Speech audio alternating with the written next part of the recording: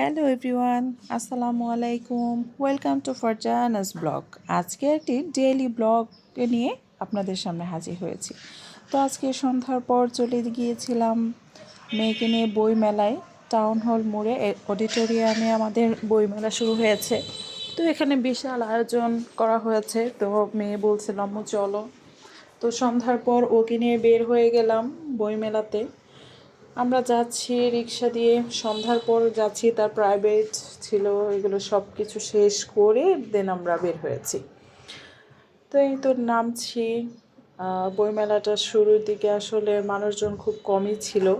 আসলে ওই দিকে একটা মঞ্চ হয়েছে, অনুষ্ঠান হচ্ছে, তো ওই দিকেই ম্যাক্সিমাম মানুষ ওখানে দাঁড়িয়ে অনুষ্ঠান উপভোগ করছিল। তো আমরা ফার্স্ট এদিকে স্টলগুলো একে একে ঘুরে দেখছি, বইগুলো দেখছি কি কি বইয়ের স্টল হয়েছে।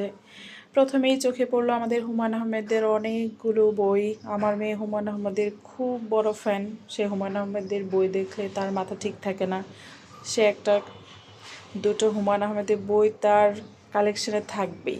যতবার সে বই কিনবে একটা দুটো থাকবেই, দেন আদার্স তার চয়েস। তো এখানে অনেক ছিল হুমায়ূন আহমেদের বই। এর মধ্যে মানে কোনটা থেকে কোনটা বলবো, আসলে হুমায়ূন আহমেদের প্রত্যেকটা নাটক, সিনেমা প্লাস বই। আমি নিজেও ওনার খুব বড় ফ্যান। আমি জানি বাংলাদেশের বাইরেও ওনার অনেক ফ্যান রয়েছে।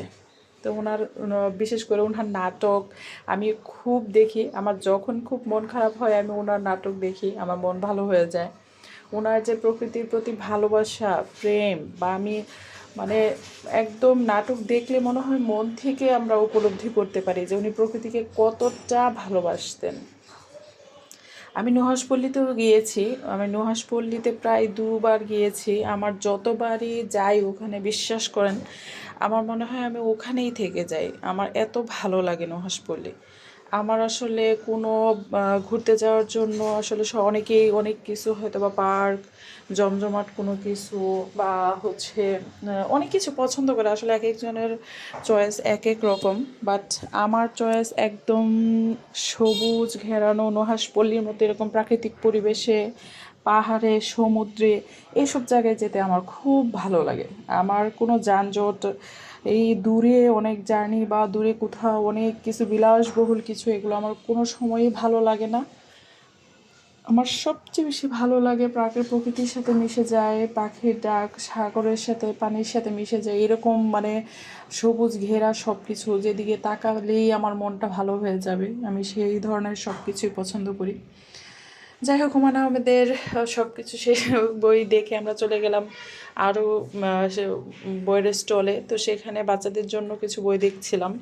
আমার ছোটো ভাইয়ের জন্য, আমি গোপাল ভাঁড়ের খুব বড় ফ্যান। আমি ওখানে গোপাল ভাঁড়ের গল্পের বইটা দেখে ওখানেও আটকে গিয়েছি। তো ওখান থেকে গোপাল ভাঁড়ের একটা বই নিতে চাচ্ছিলাম। তো মেয়ে বলতেছে আম্মু তুমি এখন গোপাল ভাঁড় পড়বে। আমার যাই হোক রেখে দিলাম। তো মেয়ে এখানে আরেকটা ভূতের সাথে এক রাত, এটা খুব ইন্টারেস্টিং একটা নাম ছিল। তো এই বইটাও আমার খুবই ভালো লেগেছিল। যাই হোক, আমরা মা মেয়ে ঘোরাঘুরি করছি, যে অনুষ্ঠানের দিকে একটু আসলাম, তারপর আবার চলে গেলাম স্টলে। তো সেখানে মেয়ে একটা বই নিয়ে নিল হুমায়ূন আহমেদের। সে ঘুরে ফিরে সেই হুমায়ূন আহমেদের বইটাই সে কিনলো, ফার্স্ট যেটা সে দেখেছিল। এই তো আমাদের ঘোরাঘুরি প্রায় শেষের দিকে, কারণ হচ্ছে রাত হয়ে যাচ্ছে। প্রায় আমরা প্রায় 7টা সাড়ে 7টার দিকে চলে আসছিলাম। তো অলরেডি 9টা বেজে গিয়েছে। তো বলতেছিলাম আমার চলো চলে যাই। তো এই তো মোটামুটি শুরু হয়ে গেছে আমাদের বইমেলা। যারা এখনও আসেননি তারা অবশ্যই বইমেলাতে আসবেন। আর বাচ্চাদের অনেক ধরনের বই আছে, মানে সব বয়সী সব বাচ্চাদের জন্য বই আছে, আপনারা চলে আসবেন। সবাই ভালো থাকবেন। Thanks for watching.